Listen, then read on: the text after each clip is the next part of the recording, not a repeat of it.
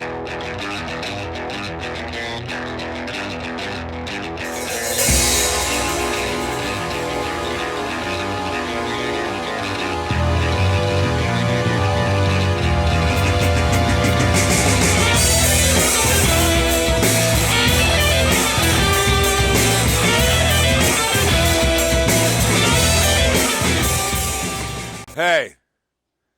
welcome to the Punks for Progress Weekly What the Fuck Report. I'm Punker Mike. That's Aaron. Hey, man, what the fuck? Hey, man, what the fuck's up with you? There was a week this week. There was a week, kind of a slow week, but it was a week. Yeah, I mean, horrible things did happen. when you have an orange Cheeto as the Cheeto in charge, then all kinds of horrible things can happen. And do. Regularly, and we're here to go. And actually, we're going to start off with some good news today, as I recall. We are. So, what the fuck, Bill O'Reilly? What a horrible scumbag, and he's gone. Bad things happen to bad people. He's gone. We talked about that a little bit last week, but it's about how. No, he's gone. Yeah, as of last week, he's out. It's absolutely 100%. He's gone, and will no longer be a part of Fox News. And it's crazy. There's people rallying behind how the liberals bringing him down, and hell yeah, it is. Well, he brought himself down. That's true. But there was actually a concerted effort on activist liberals to bring him down. There were people standing out in front of Fox News handing out hot chocolate because of that's what he called that young temp that worked at Fox News. He'd walk by her and he'd grunt and growl and call her hot chocolate. So there was a definite concerted effort on it, and after between 50 and 80 advertisers pulled out, and Fox News lost $455 million, I think, in advertising revenue. The only thing though is we need to take this one step further. And one of the other stories I heard about this was that Fox News is looking to purchase Sky TV or Sky Media, and I believe that's in Great Britain. And the British don't think that he's more Bill O'Reilly. Well, that Fox News. Because of the way they're handling, this is the way I understood the story, was that because of the way Fox News was handling the Bill O'Reilly situation, caused this other company to be hesitant to merge and do this like super lucrative deal. So I don't know that they were backing out, but they're like, well, wait a minute.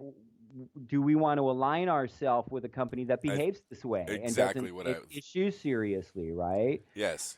And so, let's be clear that Bill O'Reilly wasn't removed because of his like ongoing decades-long horrible behavior to not to obviously to women primarily, but to people in general. He was so nasty on his show. And like, I saw him like making fun of people with triggers, right? Oh, what'd you get triggered, you pussy? It's like, that's a clinical, like real thing. It's an issue that people deal with after having been victims of real abuse.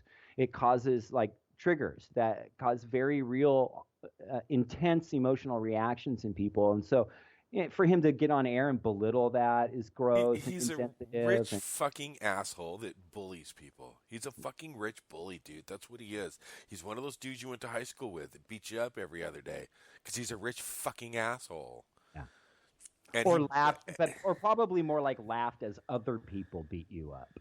No, he was the one doing it. He was the the big bully. He's the rich kid, big bully. Yeah. But it's speaks of the systemic sexuality, right? Exactly. Because Roger Ailes, and his how many? And that's just it too. How many did Ailes cover up with him? How many did Ailes cover up for him? On top, because hey, he was doing it too, so why not? So here's the thing: is like, okay, here's another reason that lends fuel to this ridiculous argument that it was a liberal conspiracy. So when I mentioned that it's a liberal conspiracy, I wasn't talking about a concerted effort to, because what you were talking about, Mike, with the chocolate and stuff, that was like the truth of lawsuits had been exposed, and people were saying, okay, now that we know this about Bill O'Reilly, you need to get rid of him, right? But the people who are defending him now, they're trying to pretend like all of it's a lie perpetuated by liberals. And one of the things that bolsters them in it is obviously their hatred for the New York Times, because the right wing just despises the New York Times, right? And Yes. they're the ones that released the story that said, "Hey, we've uncovered that there's 5 lawsuits that have been settled by Fox News in relation to allegations of sexual harassment on the part of Bill O'Reilly." So that's not to say that that's all of them. Maybe it is. I think the general consensus is there's probably a lot more, but that's the 5 things that the New York Times was able to Yeah. uncover that Well, then kicked off this outrage, which led to um, the advertisers pulling out and people protesting this was at Fox News. pretty much led by the lawyer, that female lawyer that picked up the case and did it pro bono for the for the one lady that came out and said that he asked her to come back to her room with her, and when she said no, I'm sorry, I can't do that. What do you think, I'm going to attack you? Whatever. He got all fucking defensive with her, and then Oh, right, because kicked they her to were the in a curb. bar. Right, She was for an interview. interviewing essentially. Well, it wasn't an interview. It It was was that her lady's first time lawyer. to meet. She Okay. Well, I want to clarify for the listeners what we're talking about is this woman. I can't remember her name either. She basically she had been hired, and she was kind of doing bit parts, I think, Seg- and like a this thing doctor, with like doctor segments or something as right, a right, commentary. and there was an opportunity to become a lot more regular and make more money, and it would really advance her career. And Yes, it was like, exactly. okay, this is happening. This is going on. Check it out. Bill O'Reilly, go have dinner with them. You're going to talk about your career, have drinks, whatever. Okay, great. This is very normal and professional in business circles. Males and females will get together and have dinner and have drinks and discuss what they're going to go forward with in their career. Okay. Now the average guy swinging a hammer, he don't have meetings like that. And if he's going out with to have dinner with Hey, another hey, woman hey. in the company, it probably gets a little weird. It's probably anyway. So that in and of itself, the reason I bring it up is because it's totally innocent and normal and professional type of business practice. And then at one point, Bill O'Reilly says, "Hey, let's go to my room," right? Right, and she says, "No, I'm sorry, I And she's can't like, do "Oh, I'm that." not comfortable. Maybe we can go over here." She didn't say I have to leave now. She even said, "Hey, let's Yeah, hang out still. Let's go sit down over here and have a drink. How about that?" And he went off and he like insulted her clothing or like her purse or something, or and went off in a huff. Now, but see, and so it's her attorney is what you're it's her saying that attorney's the one that called Sky Media and let them know what was going on, and it's okay, her attorney that helped organize and just put it out there. I saw the whole interview. She was on Democracy Now! With Amy Goodman, okay, and okay. I saw that interview with her, and it's very interesting, very fascinating. Anybody more interested want to go check it out. But I think we spent way too much time We sure did. And on so that what asshole. I know. Well, but the last thing I would like to wrap up this little commentary on is the fact that Roger Ailes is also like has this long history stretching back long before he was ever at Fox News and running Fox News. Of the same exact type of behavior as Bill O'Reilly, right? But you Right, have to right. keep in terms like, of course, it most significantly manifests itself in the way that they were treating women and just their attitudes about women in general. But this horrible sort of worldview manifests itself in all kinds of other ways, and just a complete lack of respect for anyone that's different from them, and that is the tone that and structure and foundation of everything that you hear on Fox News. Bill O'Reilly was the Right, flagship that's very show. true. Yes, It's the flagship show you're of right. It Fox was. News and has been for years. It's the highest rated one. Sorry, Hannity. Sorry, Hannity, right? And Roger Ailes is the dude running is the number was the number one dude behind the scenes for so many years. So you got Bill O'Reilly's in charge out front. Roger Ailes is in charge at back. This is the nature of the climate at Fox News. Systemic misogyny. And just bigotry in so many ways. And we talked before you and I, Mike, about the reports of like the woman that they called God, what was her name? She was like a freaking cancer victim that they were calling like one boob girl. That some other secretary or some other clerical person or something at Fox News every day. That was her. That was this woman's name because she'd had a mastectomy from breast cancer. They called her one boob girl. And then That was another woman that did there that, was a bro. black woman, right? And it was a woman who did that.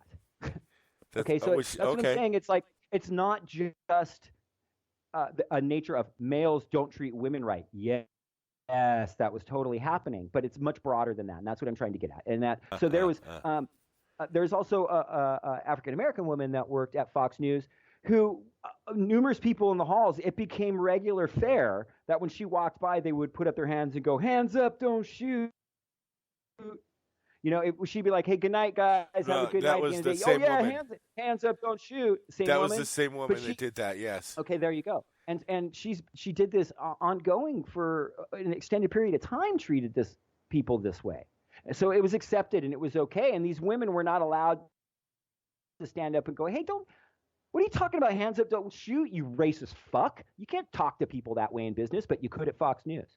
And all of that speaks to, you got to rethink. Anybody that's been watching Fox News all these years, you got to know that that's who you got your information from.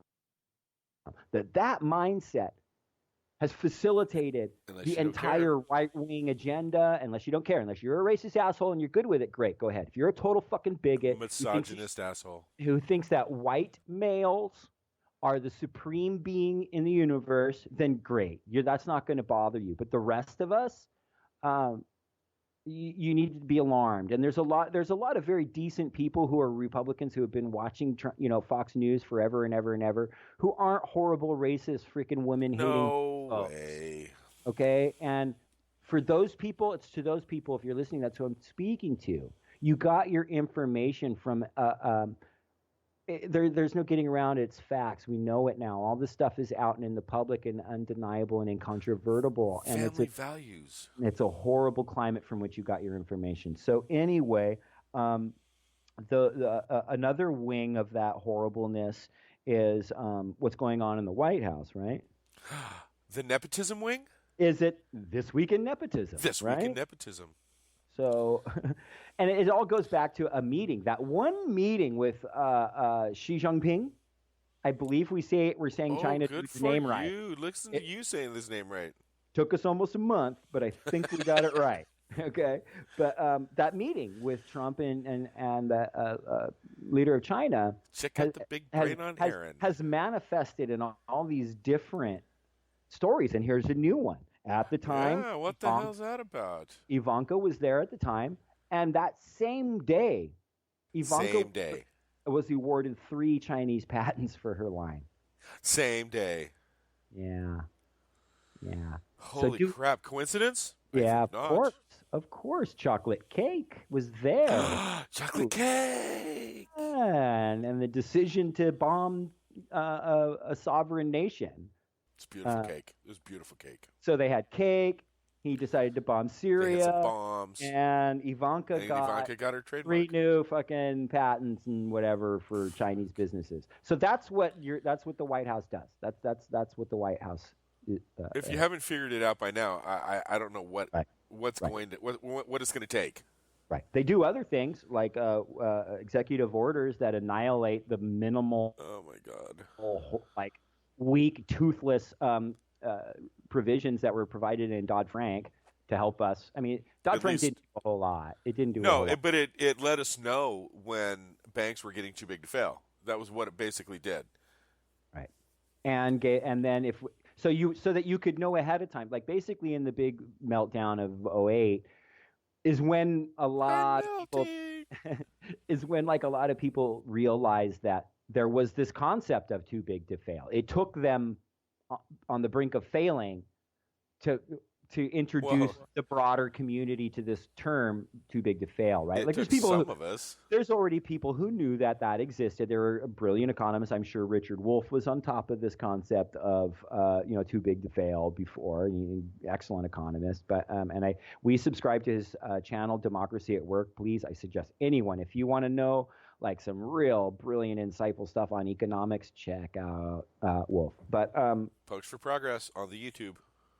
and then so Dodd-Frank, what it is, it gave us the opportunity to know ahead of time, okay, for us to just to recognize and designate, okay, this institution has reached the point where if something goes wrong, it's too big to fail. It doesn't say now we have to get rid of it, but it did say basically, if you do determine that a bank has reached or financial institution has reached the status of too big to fail, here is the methodology by which, if you determine to dismantle it, you can go about dismantling it.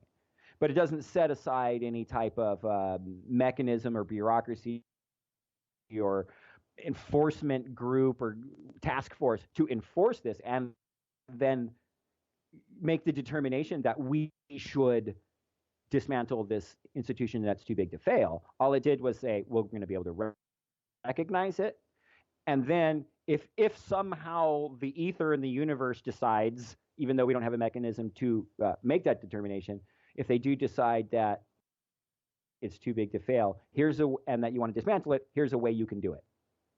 Okay? That's not like groundbreaking fucking save the economic world legislation, man. That's weak as fuck, right? Right, Mike? I mean, yeah. But I think those are both good things. Those two things I just described, I think they're good. Like they just don't go anywhere near as far enough to prevent another collapse of 08. There's nothing. Dodd-Frank does nothing substantial in any way whatsoever to prevent another collapse like we saw in 08. And a lot of economists are saying, get ready. We're damn close to it happening again, but worse. So what Trump did this week is he said, yeah, we're getting rid of that. I'm going to exec order, or maybe it was a memo. Actually, I think it was a memo, which there's. I think you're right. It was. Or presidential signing statement, I think is what Bush used to call them. Whatever. Memorandum. Right. Same thing. So it just took those things out. The pictures and emojis. Those two things that I just described, which probably in a much more long-winded way than was necessary, he just got rid of those. Yeah. So. But Republicans hate executive orders when Democrats do them. Of course, because overreach and whatnot. So Jeff Sessions, dude. He is, oh my God. Oh my God. If there is a God. Oh my God. So talk to me about Jeff Sessions. That poor little man. Well, he said things about Hawaii. We have prisoners dying. He's all tweaked out because the judge in Hawaii stopped the travel ban. Right. And he said, I don't know how some, and he's with his little high-pitched, squeaky, right. Oh my God, how a judge sitting on some island in the Pacific with his goddamn southern accent too. Excuse me, some island in the Pacific. That some is island in the Pacific. Oh. Some island in the Pacific can stop a travel ban. Which is a state and part of the United States. You mean you just shit on the entire state of Hawaii and insulted their equality as one of the 50 states of the United States. Man. Well, dude, when you're a racist, it comes out. Yeah. As hard as you try not to let it come out, it comes out. And of course, on its face, to say an island in the Pacific, it's so easy to go, how is that racist? It's like, because you have to understand the context behind why he would say that. That would lead him to blurt something like that out. Dude, I don't see... Some island in the Pacific. I have never seen Hawaii as some island in the Pacific. It's the most beautiful state in the 50 states that I still haven't got to see yet. Like, I got to talk to Kahuna Chris on our midweek music show, and he was in Hawaii. That's about the closest I've got. That's about the closest I've been, man. And wow, I would love to go there. And it's one of the things that makes our country so amazing and diverse, just in its physical landscape. Yeah, and its, even though we got it as a strategic. And that, yes, thank you for pointing that out. It wasn't like they said, hey, can we please be part of the United States, guys? Oh, hey, Hawaii, why don't you join us? I mean, we'll just kill a bunch of people if you don't. Oh, we already did? Oh, Yeah, sorry. Well, we're taking over, and we're gonna make you a state, and yeah, we're gonna take your sugar cane and your pineapples, and we're gonna build a base here because you're halfway between here and our enemies, right, right. which I believe was Japan at the time, And World War now, II. generations later, after all of that, after that premise and its long history, dude, it was the focal point of our entry into World War II, man. You know, Hawaii has paid its fucking dues as being a part of fucking the Union, and the last thing it needs is this fucking asshole not giving them the respect they deserve and referring to them as some frickin' island in the Pacific. Some Meanwhile, island in the Pacific. but who are we to care? What the fuck does he care about respect or even human life, dude? Like, so because of him, the Arkansas just killed a dude. Right, they did. They Okay, just killed the dude. Arkansas murdered a And dude. and They I think murdered a today dude they were going to kill who two more dudes who got at no point into the moment of his death maintained his innocence. Now that to the doesn't mean moment he's of his innocent. death. That doesn't mean he was. And he may very well have been guilty. I don't know any of the details of his case. That's what I know. Is that because of Jeff Sessions, the state of Arkansas has now began murdering people, taking the lives of human beings. Right. They took the life of one who maintained his innocence now until his death. And you're right. There is another. There is more. It's just the beginning. Like I said, They're there's supposed to lining be it two up. more They got today. two guys. It was a African American dude and Yeah, another dude. because they're freaking Right. the expiration date on their killing drugs are wearing out. So they gotta kill some people before the drugs wear out, don't you know? And I don't care where you fucking stand on capital punishment. The bottom line is innocent people have been killed because of it. Our country has killed innocent people because of capital punishment. That's the bottom line. And not just like sporadically. Like it's an ongoing stream of it happening. And you can argue that it's not on purpose and whatever. I guess I don't want to get too tinfoil about it, but undeniably, consistently, the death penalty, wherever it is, people who So, have come out and been proven to be innocent after they've been murdered by the yep. state. So And don't call yourself pro-life right. if Well, you're my for the thing death is, penalty. if there's, and also, these righties who want to talk about don't let Syrian refugees in and stuff, and because one of them might be a terrorist. Well, let's turn that around. Yeah, you Like, might be a terrorist. what if, one of the people that you murder, that the state murders, is innocent? That's just one. Is it worth it? Is it worth it? Is it worth that one innocent person dying?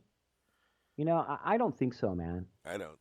And I think that's the deciding factor for me on the death penalty. Because look, I can't deny that, when the revolution does happen and we're triumphant, whether it's tomorrow or in 200 years, I'm okay with possibly rolling out the guillotine and lining up some politicians and chopping some heads off. But, until that happens, listen to you. But until that happens, and that's only once the revolution is won, do you start doing that shit. But which is we're way far from. But so Vive la France. So I guess I guess the reason I say that is because I'm willing to entertain the notion that there might be a time where it's okay for one human to take another human life, right? Okay, but we got to do it way better. We got to do it way, way better than the history of it is, and it's got to be more. We have to have, I don't know, maybe more scientific way of determining innocence, whatever. Like, I mean, science, right? Science. I don't know. I don't have the solution, and I don't know that a lot of people do. And until you do have a way to say with real certainty that you're not going to be killing people innocently, I don't see why we can still have the death penalty. But go ahead, Mike. Well, now that where I was going is the penal system that we have here. I know, yeah. And we're the institutional slavery that we have. That's exactly where I'm going with that. Yeah. How they put these inmates to work for next to nothing, slave labor. Mm-hmm. And you know what they can do with that money when they get it? Well, it's enough to pay for like Whoosies and ding dings and wiffle waffles and whatever other fucking munchy garbage that the fucking private industry store that provides those Right. services in the prison that they're Jack stuff fucking up in 100%. has, yeah, jack it up crazy prices, top ramen for, 250 a pack, shit like that. That's what their money that they're freaking making your Right. tennis shoes and your fucking all the other shit At that they 50 make. cents, maybe a dollar, dollar 50 an Right, hour. right. So that they can go home, And then let's they can talk go back to about their cell after meal and throw some beans in a tortilla that they got from the store. It's ridiculous, what man. about the guy I saw on Democracy Now that was in solitary confinement for 8 years, didn't see sunlight, and I think, now he has to wear dark glasses because his eyes can't adjust to the sunlight because they lost the ability to adjust to the sunlight because he didn't see any for 8 fucking years. I mean, the way that we treat people, is humanity gone? Obviously, we have no humanity anymore. So I guess it's well, we okay. do have It's humanity, okay. It's but there's okay to do this, my and it's God, okay to kill him, and it's I got to correct. I can't say that we don't have no humanity anymore because there's a lot of people all over the world that are saying, "Wait a minute, what you're doing is inhumane." Wait, world.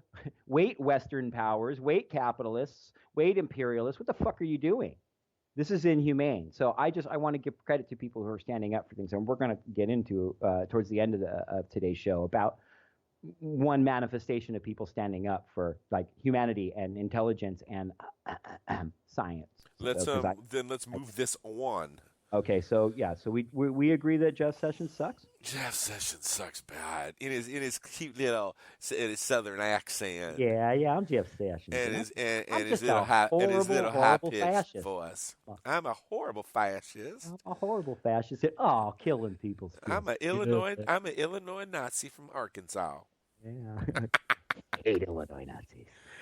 Okay, so what's next? Oh, well, I was going to say What the fuck perfect. is next? The rise of nationalism. The rise of nationalism in the West. So I'm not going to get a whole lot into it, but there's been a lot of correlations and comparisons made between the rise of Trump, some of the factors contributing to Brexit. You have Sounds this like past Punks for Progresses. yes, and we've covered these in past Punks for Progress shows, and and then you have France with the rise of popularity The of Le right Pen. wing. So you have Le Pen, and I can't remember the Macron name. got the most Macron, Right. and he got the Right. most percentage, and And then Le he's Pen got second. and They Le all Pen got has close to they all got close to 20%.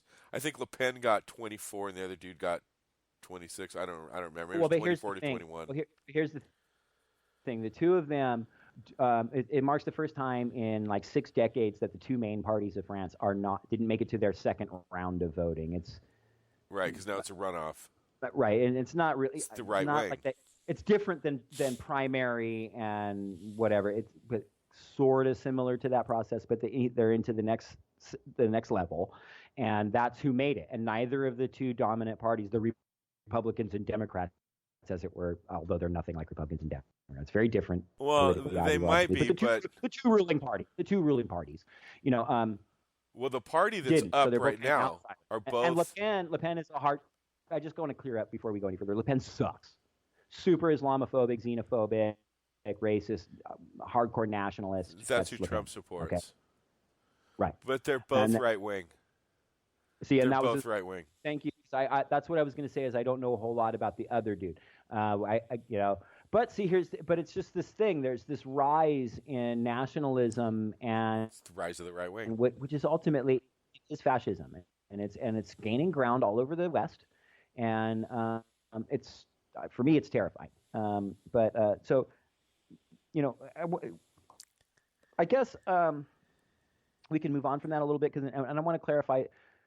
I wanted to clarify a couple little things about Syria. Seriously? Well, not a whole lot. I actually just found out some new information that is just a little bit of background history on Syria Okay. that I think will be useful for where we've been talking about it every week, and there hasn't been, as far as I know, any real huge development since we talked about it before. And it's kind of moved on from Syria to North Korea. Right. Okay, so what I want to do is actually is give you guys. I just picked up a book recently. It's called Syria Burning: A Short History of a Catastrophe by Charles Glass. It's available on Verso Books, and I just want to read a couple pages from it real quick because I think it gives a real great context and history of what led to Syria being kind of what it is today. And it's just important kind of foundational information that I think is useful, and I'd like to share it. So let's see. I will start from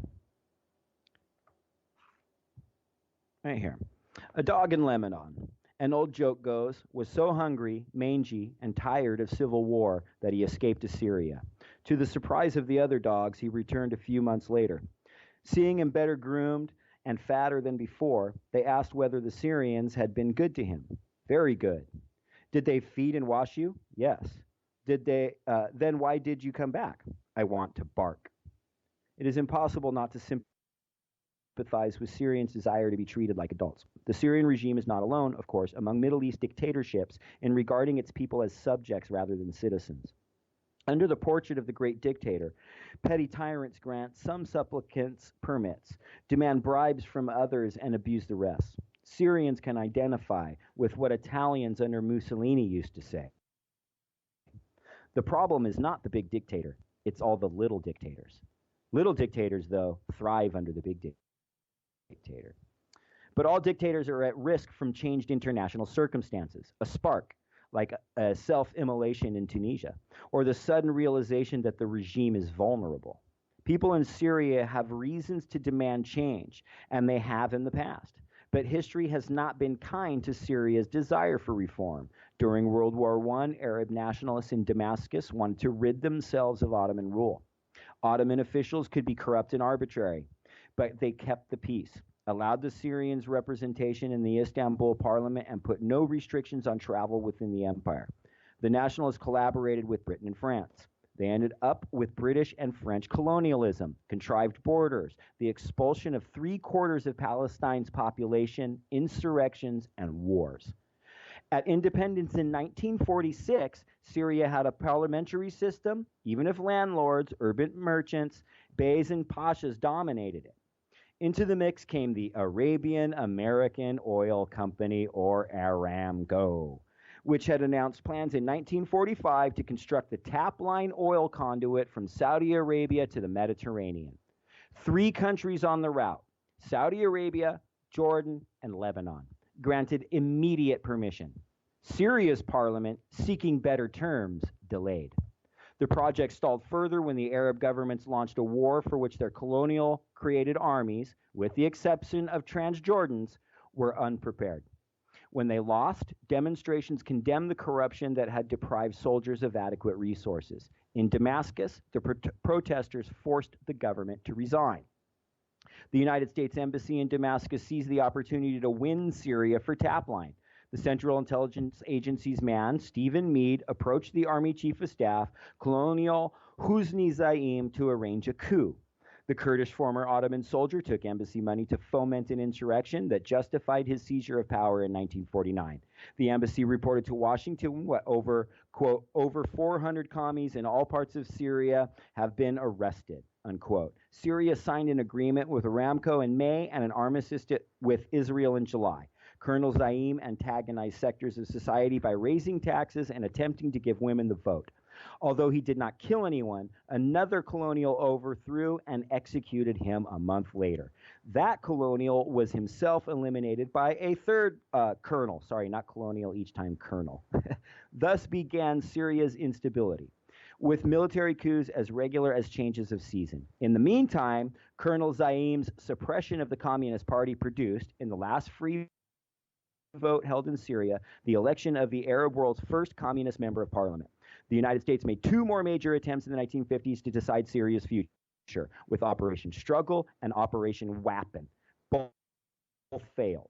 The era of chronic coups ended with the last one, Hafez al-Assad's, in November 1970. Syria enjoyed continuity, if not freedom, until the latest uprising was launched in 2011. Revolutions elsewhere in the Middle East have also gone wrong, among them the Lebanese, Palestinian, and Iranian. In 1975, young Lebanese, every bit as idealistic as their Syrian counterparts in 2011, began a revolution against corruption and pseudo-democracy. It produced a 15-year war, foreign occupation, and devastation. The Palestinian Revolution sold out, making the lives of the people it claimed to represent more wretched in the Israeli-occupied territories and in exile, most obviously in Lebanon and Kuwait.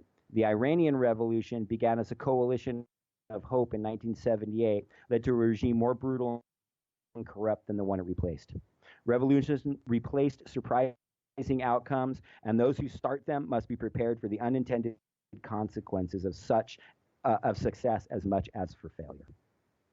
So I know that was a lot to read. Yeah, that was a lot. And to hear. But what it does is it just illustrates the entire climate that leads to what's going on there. This is not as simple as one guy is this bad guy. There's been this long history of all sorts of Western intervention for the sole purpose of sucking the resources out of the Middle East.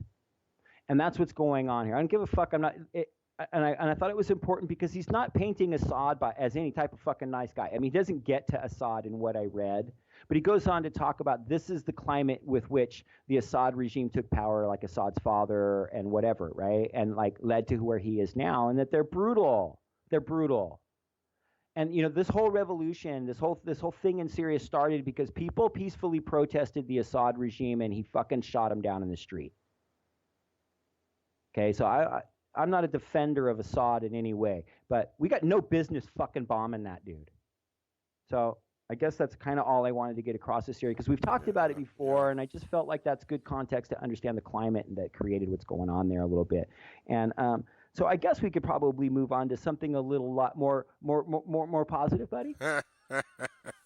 There's something more positive? What the fuck is more positive? Well, sometimes, you know, look, man, I love standing up against things and shouting at the shit that pisses me off in the world, but sometimes it's, you know, telling fascism to go fuck itself, these kind of things, right? And telling racists how fucking horrible they are, but and stupid. But sometimes you got to be about something good. And I got this big red piece of poster board, and I wrote on it, I said, knowing stuff is good.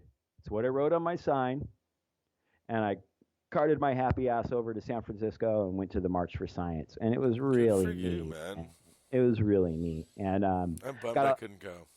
Got a lot of good laughs from people about my sign, because I just thought, you know what, I know it's kind of stupid and jokey and silly, but like, why I can go have fun standing up for something worthy to be stood up for, which is science, because there's such a ridiculous lack of respect now, if not complete disrespect for science coming out of our White House, you know.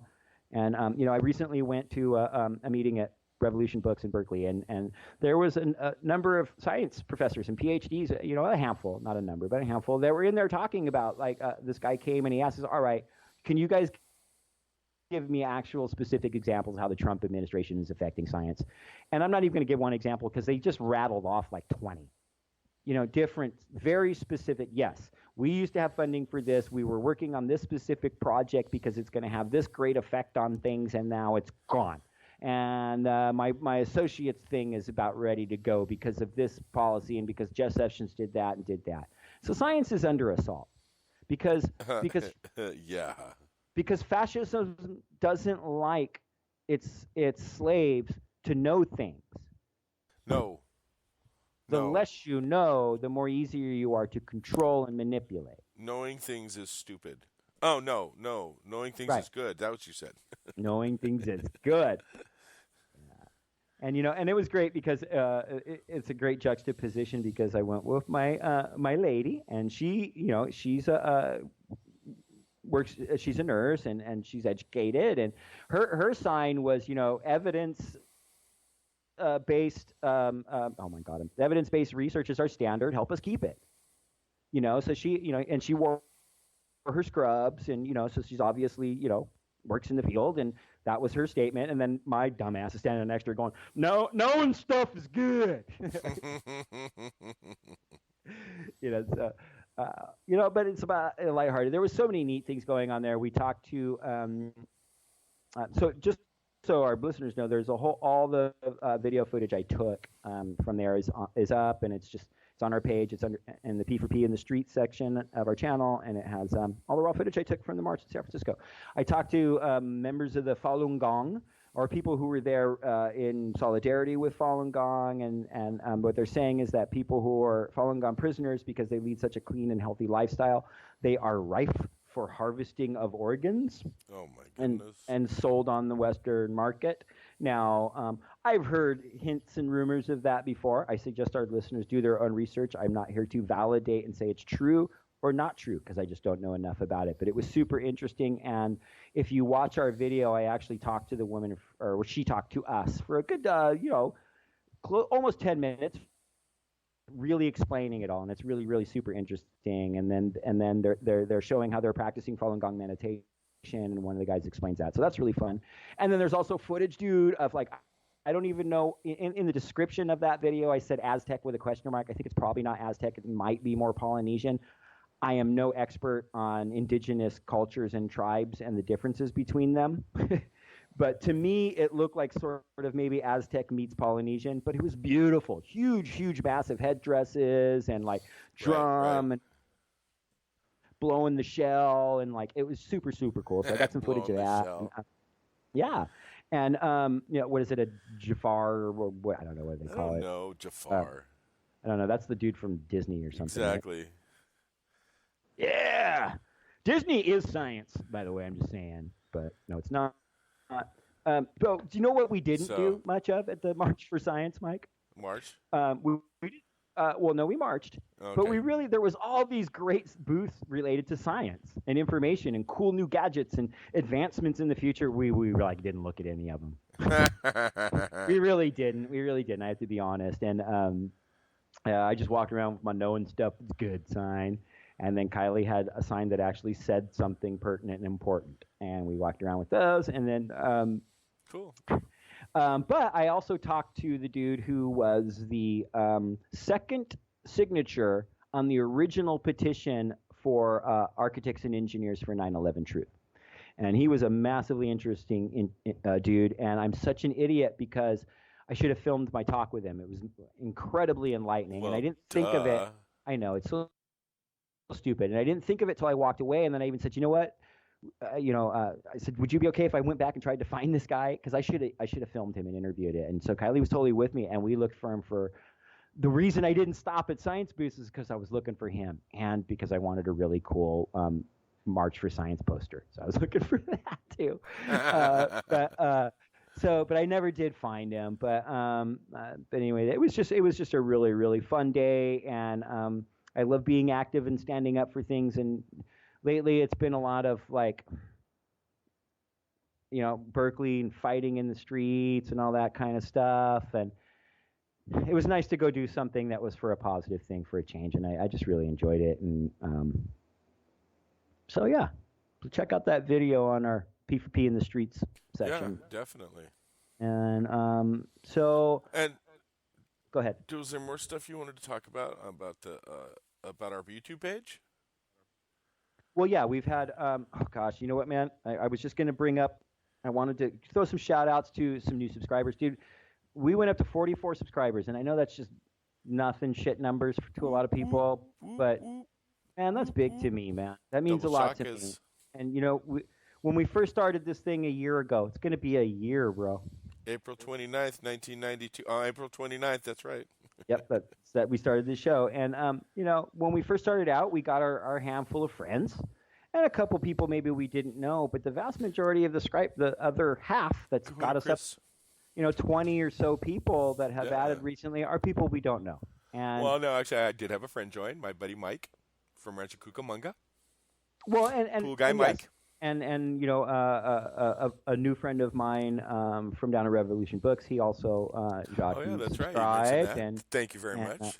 Thank you, dude. And this is why it's killing me. All of a sudden, my tablet just went into some update. I wanted to actually just give some shouts to a couple people that have been commenting on our stuff. Now, look, here's the thing. I posted a video of my raw footage from the clash between Antifa and Nazis in Berkeley. Okay. And it has a bias to it because I'm an anarchist and there's anarchy symbols all through it. So it's not like I provided some super unbiased account. Okay. But we got trolled pretty hard, like for us, super hard because our amazing listeners rarely even comment. And which is fine, which is cool. But we got a lot of people, just straight up Nazi pieces of shit. Who it's funny because you can look into the analytics, and of each video, and it shows you like the watch times and all that kind of stuff, right? And they're not watching it. They're not watching the video. Like we're getting like I know it doesn't sound like a lot, but for What? when I first, it's been a week since we put the thing up. It's got over 1,000 views, dude. I think our It top does. view, 1.1K. I was like, whoa. right? So we average about 50 views on our podcast, and then we throw this video up and it gets 1,000, and we're getting like about average about 5 people a day. When it first started, we got a bunch of people the first day, just saying the nastiest fucking shit. So you're just deleting and blocking, deleting and blocking because I'm like, we're gonna have a dialogue with these idiots. But other people got on and said some interesting things, man. There was a dude who got on and explained his history of being raised by an outlaw biker and becoming a punk rocker and embracing anarchist ideologies and socialist ideologies, and then which has a lot to do with working class. There's a lot of rhetoric in anarchism and communism about the workers. Well, for him, he wanted to embrace working class a little more, so he became a working class skinhead, right? And then once he did, he started embracing a little more national front and nationalist ideologies, and he essentially became a neo-Nazi skinhead, and which ultimately led to him becoming an outlaw biker himself.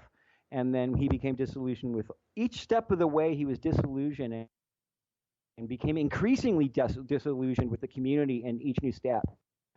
And ultimately left it and just said, hey, man, just so you know, like now I just want to stay home and do my shit and work hard and be a dude. And like,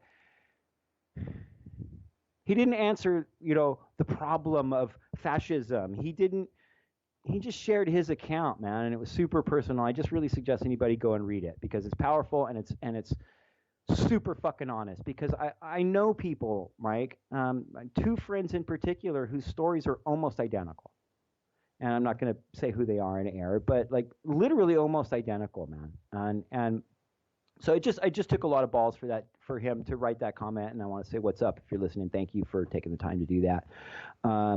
Other people, there was another dude who got on who recently just subscribed, and because my thing isn't loading, I can't remember his name. I'm so sorry, bro. I wanted to give you a shout, and I told you I would. But he called us on. I was a little bit of a fucking doodly dork fanboy because Luke Radowski from We Are Change was at the Clash in Berkeley, and We Are Change has not been like a super primary source of information for me. But anytime you and I, Mike, you probably don't even know this. Okay. Well, I run into him in the video. If you watch the video from the footage in Berkeley, and I just totally gushed all over him. And it's super like humiliating, and I made a massive ass of myself. But in that moment, it was like, here's why I did it. And actually, I told him something a little accurate. I said, we quote you in our podcast all the time, which isn't true. We've never quoted him in our podcast. But what is true is that anytime, Michael, that you and I have done stuff where I knew we were going to talk about something international and current, I checked in with We Are Change and what he was selling about it, and it was always useful information. Okay, but I never took the time to know his personal politics or who he was because I don't watch all his stuff, right? Well, come to find out, he has serious ties to the right wing, and some of the speakers and the people that were at that fucking rally and alt-right people, and some questionable ties, and just so I would suggest people read the thread on this video. There's such interesting conversations going on, and he called us on some important shit, and I think it's important because to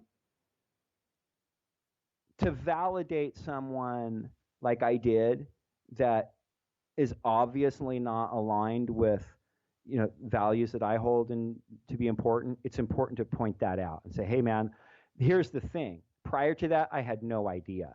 that he was connected like that. And I actually, to be straight up, Mike, I felt like an ass for having got so starstruck by some fucking YouTube guy. I felt kind of stupid. And so I kind of went and looked at his stuff and looked into him a little more and then realized, wow, this dude has some really shady connections, man. And then like, doesn't mean he's a racist or a Nazi. And I really, I want to clarify, I'm not trying to talk shit on the dude. I'm still going to watch this dude's videos. But now I know whatever, unless he's talking about the same stuff that basically I'm going to use him the same way I always have. I'm going to check in with him on his commentary and what's going on internationally. It's still useful. But now I know that this dude, that I have to be cautious and look for dog whistle whatever with him. So, and that's important to bring up, I think, Mike, because that's how you have to view all media. I don't think if it's a blatantly hardcore right, like fucking fascist Nazi source, yeah, you don't need to be checking it out and checking in with them what they got to say. But if people are right wing, you can still listen to them. They might have facts and information that the left wing maybe just didn't come up with. Most of what they're going to say, if they're on the right wing, in my opinion, the vast majority of it's going to be garbage. Okay, because that's my opinion of right wing ideology. Sorry, get over it if you disagree. And I don't want to debate that with anybody.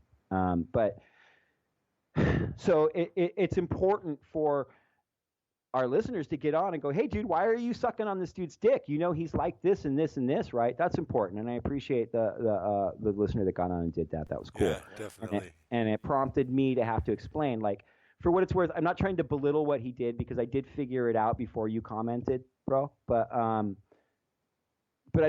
was fumbling with how do I address this though. You know, like I'm okay with saying, hey, I'm a douchebag who didn't know something and then fucking, gargled and slobbered all over someone who may not have deserved it. But I'm okay with admitting that. But how do I didn't know how to frame it and I didn't know how to do it. And so your comment helped me just get on the fucking show and explain the comment and the story. And so I did that. So thanks for that, dude. And here's the thing with these new subscribers, it's not just that we had a shit ton of activity and stuff going on that one Antifa video. Our new subscribers are engaging us on some of our other stuff, and it's really awesome. And so I just appreciate it, dude. Thank you to our subscribers, and we are going to continue. We are going to continue to try and make each show a little better. We always analyze what we did each week and each show that we put together, and where we kind of screwed up and where we could do better. And so, because you guys are engaging us and holding our feet to the fire on some shit. We want to continue to try and make our show better. So thanks a lot, man. Really. Yeah, thank you, definitely. Guys.